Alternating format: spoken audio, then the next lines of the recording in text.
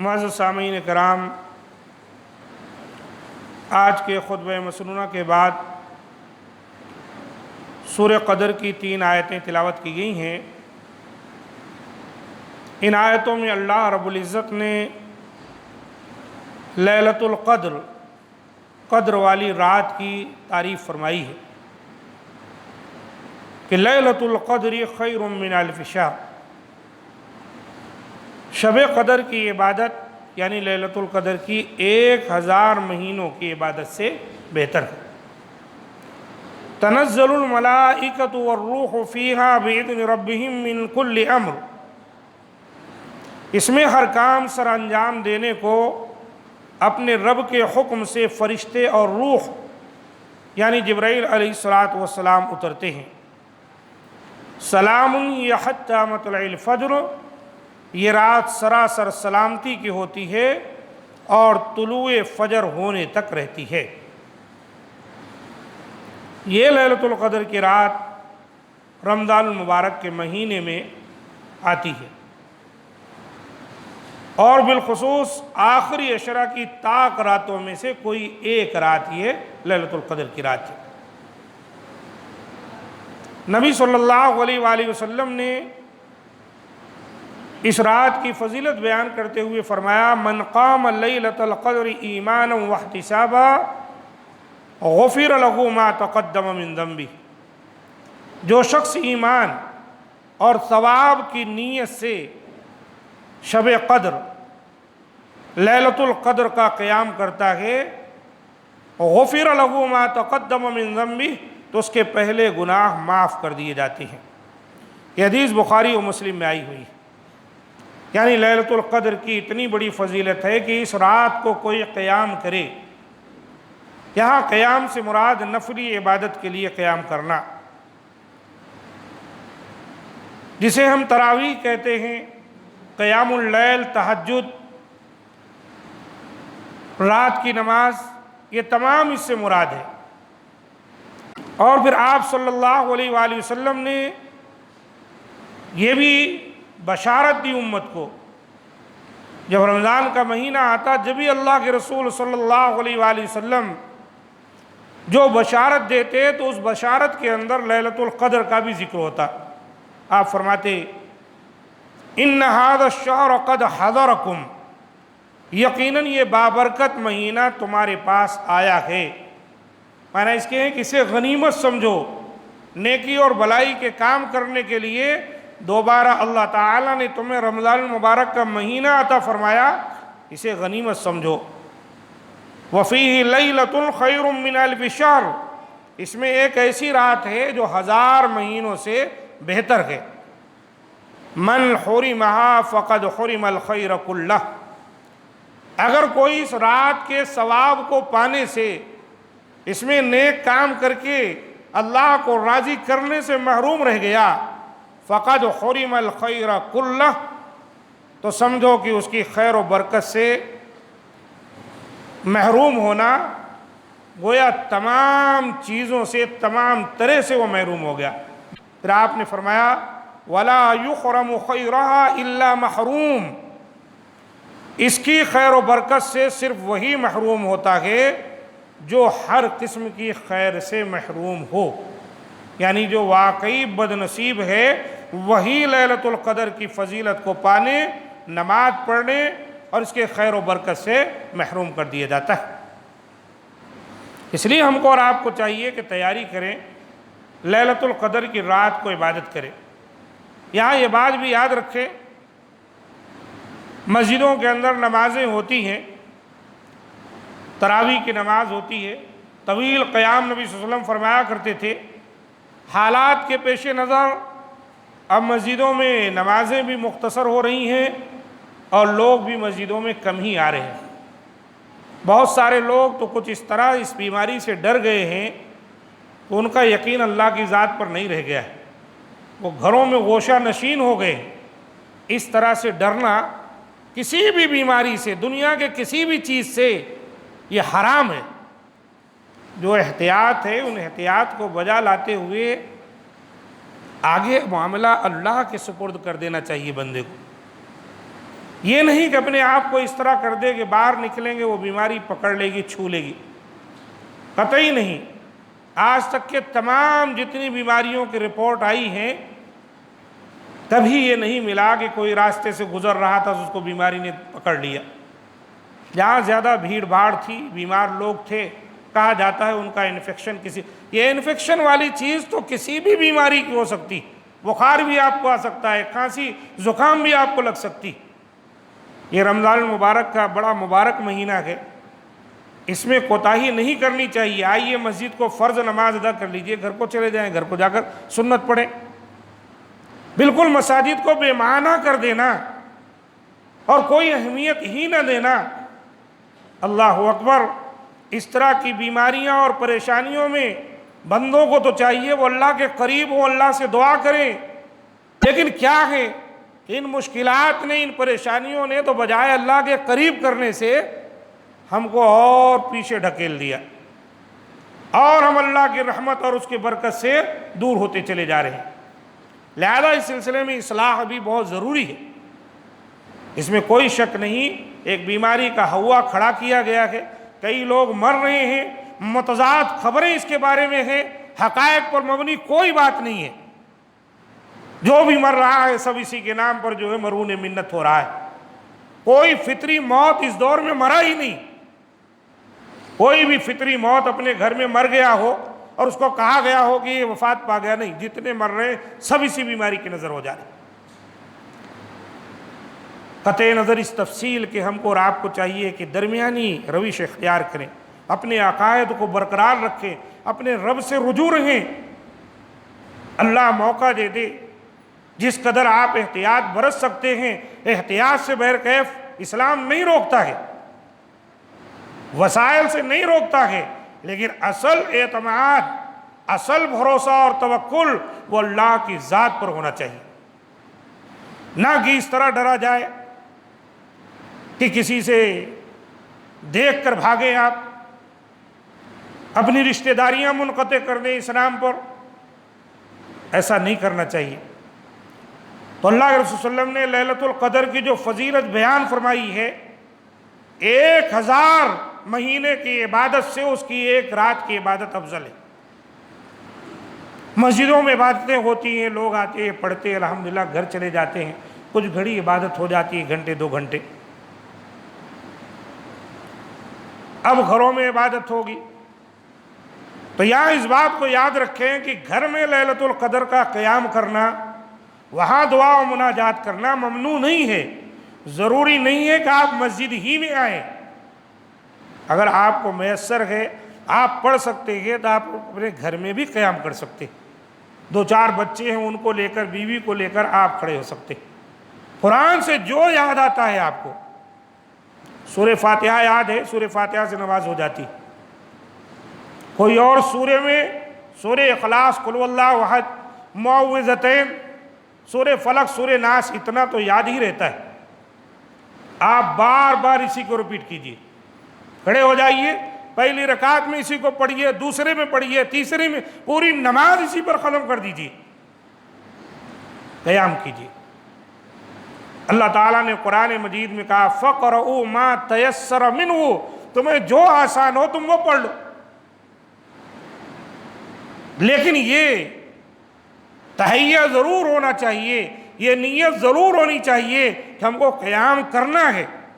ایسا نہ ہو کہ مسجد میں آئے تو قیام ملا، گھر میں بیٹھے تو فرصت سے بیٹھے ہوئے ہیں، ادھر ادھر میں وقت ضائع ہو گیا۔ اکثر شیطان کھلواڑ کرتا ہے، ہم اپنا وقت ضائع کیے، آدھی رات تک جاگتے رہے ادھر ادھر میں، رات سونے میں گزر گئی، صبح فجر کا وقت ہو گیا۔ اگر ایسا ہے تو پھر تھوڑی کوشش کر کے، اللہ پر اعتماد کر کے، اگر مسجدیں کھلی ہیں تو قیام اللیل کے لیے آ جائیے، 1 گھنٹے نماز پڑھ کے گھر کو چلے جائیں۔ نبی صلی اللہ علیہ وآلہ وسلم نے اس کی جو فضیلت بیان کی ہے، یہ معمولی فضیلت نہیں ہے میرے دوستو۔ لیلۃ القدر خیر من الف شہر، 1000 مہینے کی عبادت، ایک رات کا جو مختصر سا قیام ہم کو اور آپ کو مل جاتا ہے۔ کتنی بڑی فضیلت ہے آپ جانتے ہیں؟ کتنے ایسے لوگ ہیں، دیکھو پچھلے سال تھے، کتنے ابھی تھے، لیکن رمضان سے محروم ہو گئے۔ کوئی نہیں جانتا اگلے سال ہم میں سے کتنے لوگ یہاں رہیں، یہ کہنے والا سنانے کے لیے رہے یا آپ سننے کے لیے رہیں، کوئی نہیں جانتا۔ اس لیے زندگی میں جو ایسے مواقع ہم کو اور آپ کو مل جاتے ہیں، ان کو ہم اور آپ غنیمت سمجھیں اور اس میں جتنی نیکیاں ہو سکے کر لیں۔ مرنا تو ہے ہی ہے، اس دنیا میں مرنے کے لیے ہی آئے ہیں۔ کرونا سے چھوٹ گئے تو مرنے سے بچنے والے نہیں ہیں، کوئی نہ کوئی بیماری تو آپ کے لاحق ہوگی، کوئی نہ کوئی بہانہ تو ہوگا دنیا سے جانے کا۔ جب تک صحت مند ہے تب تک تو نیکی کر لیں، یہ عقیدہ رکھنا چاہیے۔ آپ صلی اللہ علیہ وسلم نے فرمایا تحروا لیلۃ القدر فی الوتر من العشر الاواخر من رمضان، یہ حدیث صحیح بخاری شریف میں آئی ہے۔ شب قدر یعنی لیلۃ القدر کو تم رمضان کے آخری 10 کے یعنی آخری 10 کی طاق راتوں میں تلاش کرو۔ اس سے ایک بات یہ بھی معلوم ہو گئی کہ لیلۃ القدر کے لیے کوئی ایک رات معین کر لینا کہ یہ 27ویں کی ہے، یہ بات درست نہیں ہے۔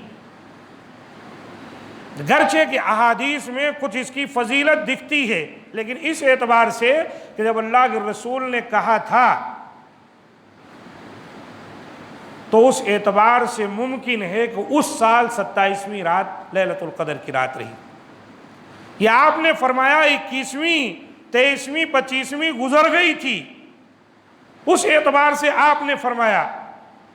یہ معنی نہیں ہے کہ وہ ایک ہی رات لیلۃ القدر کی رات ہے، بس اسی دن اکٹھے ہو کر عبادت کر لیں، باقی تمام طاق راتوں کو فراموش کر دیں، یہ معنی ہرگز نہیں۔ نبی صلی اللہ علیہ وآلہ وسلم نے لیلۃ القدر کی کچھ نشانیاں بھی بتلائی۔ وہ نشانیاں کیا ہیں؟ لیلۃ القدر کی رات رسول صلی اللہ علیہ وسلم نے فرمایا یصبح الشمس صبیحۃ تلک اللیلۃ مثل الطست لیس لها شعاع حتی ترتفع۔ لیلۃ القدر کی صبح کو سورج کے بلند ہونے تک اس کی شعاع نہیں ہوتی۔ سورج آپ دیکھیں گے عام طور پر جب نکلتا ہے تو اس کی کرنیں بڑی تیزی سے پھاڑتے ہوئے آگے تک جاتی۔ آپ کہیں سے گزر رہے ہیں، کیسے درخت کی ٹہنیوں کے بیچ سے اس کی کرنیں چیرتی ہوئی سامنے کی طرف آ رہی ہوتی۔ اللہ کے رسول صلی اللہ علیہ وسلم نے فرمایا لیکن جس دن لیلۃ القدر جس رات ہے، اس دن کا جو سورج نکلے گا اس میں یہ تیز کرنیں اور شعاعیں نہیں ہوں گی، نکلتے ہی کافی اوپر جانے کے بعد اس کی شعاعیں نکلیں گی۔ حتی ترتفع، بلند ہونے تک، اور وہ ایسے ہوتا ہے جیسے تھالی، ایک بڑی سی تھالی جس کو تھال کہا جاتا ہے، بالکل ایسے ہی رہتا ہے، اس میں سے کوئی شعاع تیز باہر نہیں نکلتی۔ یہ نبی صلی اللہ علیہ وسلم نے ایک نشانی بتائی۔ اور دوسری نشانی آپ نے فرمائی لیلۃ القدر طلقۃ لا حارۃ ولا باردہ۔ لیلۃ القدر آسان اور معتدل رات ہے، جس میں نہ گرمی بہت زیادہ ہوتی ہے اور نہ بہت زیادہ ٹھنڈ سردی۔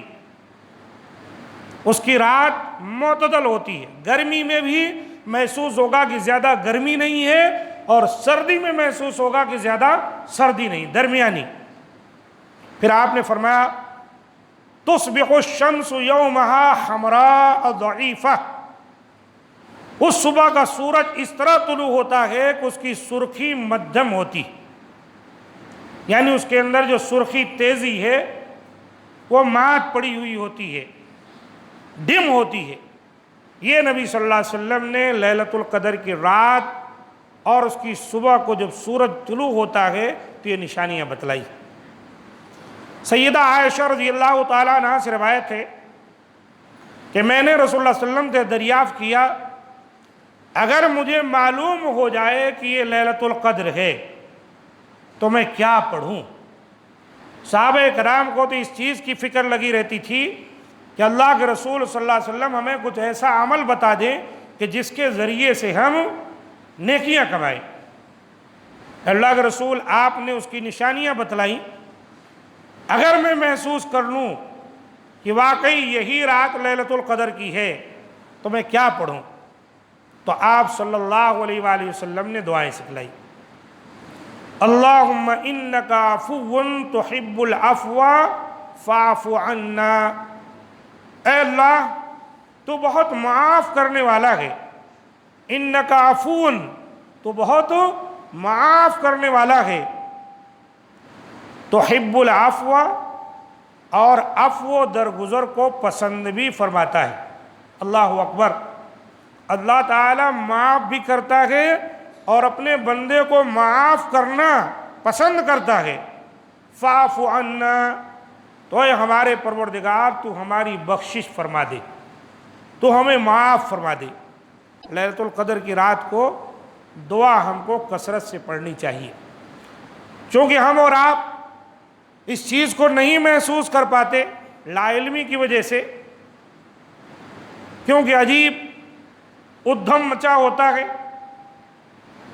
اور خالی شور شرابے لہو و لعب میں ہی ہماری یہ رات بھی جو ہے گزر جاتی. کوئی اس سلسلے میں ہم سنجیدہ نہیں ہوتے، جس کی وجہ سے ہم کبھی ان چیزوں کو محسوس نہیں کر پاتے. تو کم از کم جو اوقات میسر آ جائیں عبادت کے، ان اوقات میں ان 5 تاکراتوں میں آپ اس دعا کو کثرت سے پڑھتے رہیں. اللہم انک عفو تحب العفو فاعف عنا.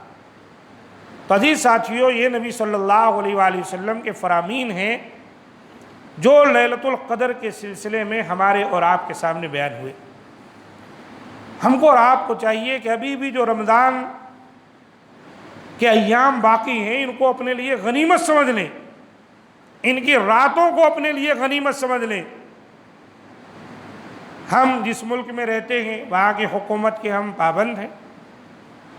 اگر کوئی حکم آ جائے گا طوعاً کرہاً اس کو قبول کرنا ہی پڑے گا. تو ایسی صورت میں اگر گھروں کے اندر ہیں تو ان مبارک ایام کو اور ان راتوں کو آپ ضائع نہ ہونے دیں. گھر میں بھی آپ آباد رہ سکتے ہیں، اللہ کو یاد کر سکتے ہیں، عبادات کر سکتے ہیں. اگر کوئی مجبوری، وہاں پر بھی آپ دعا کریں، قرآن مجید کی تلاوت کریں، ذکر و اذکار کریں. ہم میں سے کتنے لوگ یہ بات پوچھتے ہیں کہ آخر کتنی دعائیں کی جائیں؟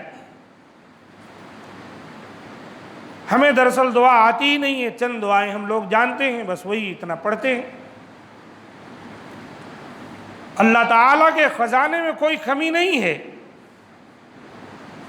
وہ خوب دیتا ہے، خوب نوازتا ہے. جہاں اللہ تعالیٰ نے قرآن مجید کے اندر رمضان کے مہینے اور روزوں کے مسائل کا ذکر کیا، وہیں اللہ تعالیٰ نے دعا کا بھی ذکر کیا ہے. وَإِذَا سَأَلَكَ عِبَادِي عَنِّي فَإِنِّي قَرِيبٌ أُجِيبُ دَعْوَةَ الدَّاعِ إِذَا دَعَانِ فَلْيَسْتَجِيبُوا لِي وَلْيُؤْمِنُوا بِي لَعَلَّهُمْ يَرْشُدُونَ.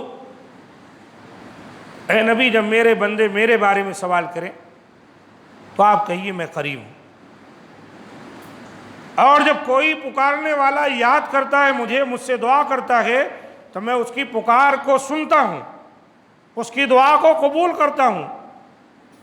بس میرے بندوں کو بھی چاہیے فَلْيَسْتَجِيبُوا لِي، میری شریعت کو، میرے احکام کو وہ بھی قبول کر لیں. وَلْيُؤْمِنُوا بِي، مجھ پر ایمان لائیں صحیح معنوں میں. لَعَلَّهُمْ يَرْشُدُونَ، تاکہ وہ ہدایت پا جائیں. اس لیے ہم کو اور آپ کو چاہیے کہ رمضان کے جو ایام بچے ہوئے ہیں ان کو غنیمت سمجھیں. یہ بھی ہمارے لیے توبہ کر کے اللہ کی قربت، اللہ کی مغفرت حاصل کرنے کے ابھی غنیمت ہے. ورنہ نبی صلی اللہ علیہ وسلم کی وہ حدیث اپنے سامنے رکھیں. ایک مرتبہ ایسا واقعہ ہوا، حدیث میں آتا ہے کہ آپ صلی اللہ علیہ وسلم ممبر پر آئے، ایک زینے پر آپ قدم رکھے آمین، دوسرے پر آمین، تیسرے پر آمین. جب آپ کا خطبہ ہو گیا تو صحابہ کرام نے دریافت کیا، اللہ کے رسول آج ایک غیر معمولی بات آپ سے دیکھی اور سنی گئی. کیا ہے؟ آپ نے 3 مرتبہ آمین آمین آمین کہا۔ آپ نے کہا ہاں، دراصل جبریل میرے پاس آئے اور انہوں نے کہا اللہ کے رسول، وہ آدمی ہلاک ہو جائے جس کی زندگی میں رمضان آ گیا اور وہ اس کے اندر عبادت کر کے اپنے مغفرت کا سامان نہ کر لے، اپنی بخشش اللہ تعالیٰ سے نہ کروا لے۔ اور باقی اور 2 باتیں تھیں، ایک یہ کسی کے والدین دونوں بڑھاپے کی عمر کو پہنچ گئے ہوں یا ان دونوں میں سے کوئی ایک، اور وہ ان کی خدمت کر کے اللہ کو راضی نہ کر لے، جنت میں گھر نہ بنا لے۔ اور تیسرا وہ لوگ جس کے سامنے میرا نام لیا جائے اور وہ مجھ پر درود نہ بھیجے۔ اللہ کے رسول صلی اللہ علیہ وسلم نے یہ تینوں باتیں بیان کی، اور جو اس کے مطابق عمل نہیں کرتے ان کے لیے آپ نے بد دعا فرمائی۔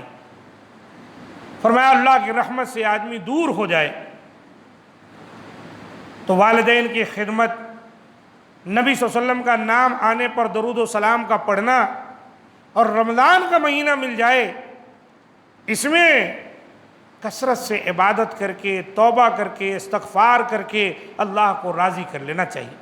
اگر اس میں ہم غفلت کرتے ہیں تو نبی کے بد دعا ہم پر صادق آ جائے گی، اور جس کے حق میں نبی بد دعا کر دے وہ دنیا میں بھلا کامیاب ہو سکتا ہے؟ اور حضرت جبریل بد دعا کر رہے ہیں، نبی تو آمین کہہ رہے ہیں۔ اللہ اکبر! وہاں آسمان میں جو سردار ہے فرشتوں کا، جبریل وہ بھی بد دعا کر رہا ہے، اور یہاں اس زمین پر اللہ نے جن کو سب سے اونچا مقام دیا ہے یہ آمین کہہ رہے ہیں۔ تو ایسے شخص کے بارے میں کیا خیال ہے کہ جس کے حق میں نبی صلی اللہ علیہ وسلم کی آمین صادق آ جائے؟ لہذا میرے دوستو، اپنی زندگی کو غنیمت سمجھیے اور عبادت میں کوتاہی مت کیجیے۔ بیمار ہونا، شفا پانا، یہ سب اللہ تعالیٰ کی مشیت ہے۔ احتیاط، وسائل کا اختیار کرنا، یہ سب ہمارے ذمے ہے، جس قدر ہو سکے ہم کریں۔ لیکن یہ بھی یاد رکھیں کسی بیماری میں یہ طاقت نہیں ہے کہ وہ بیماری از خود کسی کو تکلیف پہنچا دے۔ اب اس طرح قدم رکھیں، سجدہ کرتے وقت آپ کو یوں لگے یہاں اتنے لوگ ہیں، پتہ نہیں یہاں وائرس ہوگا، لگ جائے گا ہم کو، بیماری ہو جائے گی۔ پاؤں رکھیں گے تو پاؤں میں چمٹ جائے گا وہ وائرس، باہر نکلیں گے ہو سکتا کوئی مسافہ کرے اس کا آ جائے گا ہمارے اوپر۔ بہرکیف دنیا ہم کو اور آپ کو یہی سکھلا رہی، لیکن شریعت مطہرہ ہم کو اور آپ کو یہ نہیں سکھلاتی۔ ہاں، کسی کے تعلق سے آپ کو یقین ہو کہ واقعی اس کے اندر بیماری موجود ہے، تب ایک الگ مسئلہ ہے، وہاں احتیاط کرنا۔ لیکن ہر ایک کے تعلق سے یوں ہی خیال کرتے ہوئے جانا، یہ شریعت کا مطالبہ نہیں۔ جتنا ہو سکے کیجیے، اس کے بعد معاملہ اللہ کے سپرد کر دیجیے۔ اللہ تعالی ہم تمام کی حفاظت فرمائے، اور مولا کریم رمضان کے مہینے میں اس کی برکتوں اور رحمتوں کو سمیٹنے کی توفیق دے، اور اس سلسلے میں جو کوتاہیاں ہم سے سرزد ہو رہی ہیں اللہ تعالیٰ اسے دور فرمائے۔ مولا کریم اس بیماری کو دور کر دے، جڑ سے ختم کر دے، اور جو بھی بیمار ہیں اللہ تعالیٰ انہیں شفاء کاملہ عطا فرمائے۔ اللہ تعالیٰ ہم تمام کو رمضان کے مکمل مہینے میں عبادت کا موقع میسر فرمائے، تاک راتوں میں بیدار ہو کر لیلۃ القدر کی تلاش کی توفیق دے، اور اللہ تعالیٰ ہماری قسمت میں لکھ دے لیلۃ القدر کہ ہم پا جائیں، اور مولا کریم ہماری بخشش فرما دے اور ہماری بخشش کا سامان فرما دے۔ جہاں کہیں مسلمان پریشان ہیں اللہ تعالیٰ ان تمام کی پریشانیوں کو دور فرما دے۔ اللہ تعالیٰ ہم مسلمانوں کے بیماروں کو شفا عطا فرما دے، ان کی عزت و آبرو، ان کے خون و مال کی اللہ تعالیٰ حفاظت فرمائے، دین اسلام کو سربلند کرے، کلمہ لا الہ الا اللہ پر زندہ رکھے اور اسی پر موت آئے۔ سبحان ربک رب العزت عما یصفون وسلام علی المرسلین والحمد للہ رب العالمین.